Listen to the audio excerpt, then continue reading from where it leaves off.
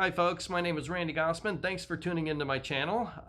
This video is about my experience with the second listing I've had in real estate. It was a property located in Homestead, Florida. It's part of the Keys Landing community. The seller had to move in with a relative, so no longer needed their house and wanted me to list it for them. Needless to say, I don't do a lot of business in Homestead, being stationed in Fort Lauderdale, but whomever needs my services is where I go. So I was happy to get their business. The house was a one-story, it was 4-bed, 3-bath, around 2,900 square feet in a gated community. It had a garage, a screened-in patio with a hot tub, beautiful lake view, and a full house propane generator. So I knew this house was going to sell no problem, and at the end of March in 2021, I listed it for $409,000. Now, based on the comps in that community, that was a little high for that area, but this was exactly a year after the pandemic hit, and I knew how aggressive the seller's market was, so I went ahead and just listed it at that. Plus, it was built in 2003. So it wasn't that old of a house, which I find tends to be a little bit more forgiving with higher prices. And offers started pouring in immediately. Even before I had it listed, someone who was renting in the community saw me putting the for sale sign up. They got my card and I had an offer in before the end of the day. Speaking of signs, this was the first listing I actually had my own personal signs made for. For my first listing, my broker lent me one of his signs and just directed any calls he got for the house my way.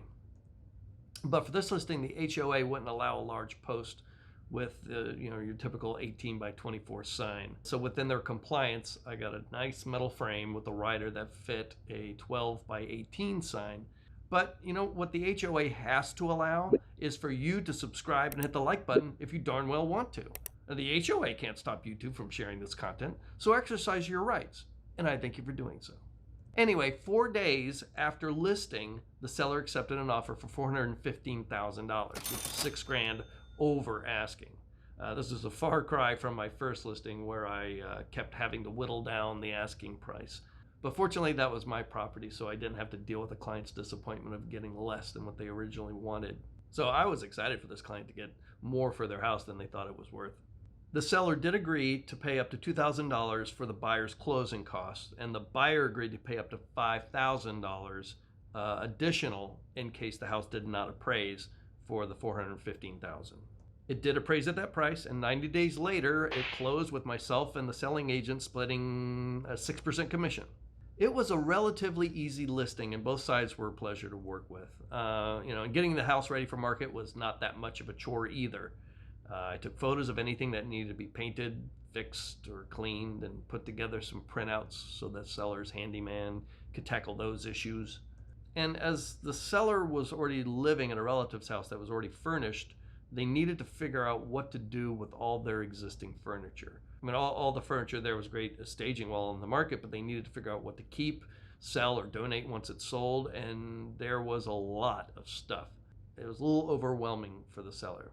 Since I was already taking photos of what needed to be fixed, I decided to create a visual catalog of all the furniture and decor to help them figure out, what they wanted to keep, get rid of, or just generally work in their new residence. They were very appreciative, and it didn't take that long to prepare. I find that these types of little things are what sets you apart as an effective realtor. So that was my experience with my second real estate listing. Much like my first, I was a little spoiled, as there was no real hurdles to jump through. But as always, that doesn't last forever, so keep tuning in. There's some drama coming up. That's it for this video. If you enjoyed it, please subscribe and hit the like button. Also, hit that bell to be notified for any future videos, and I hope you tune in for the next one. Take care, everyone.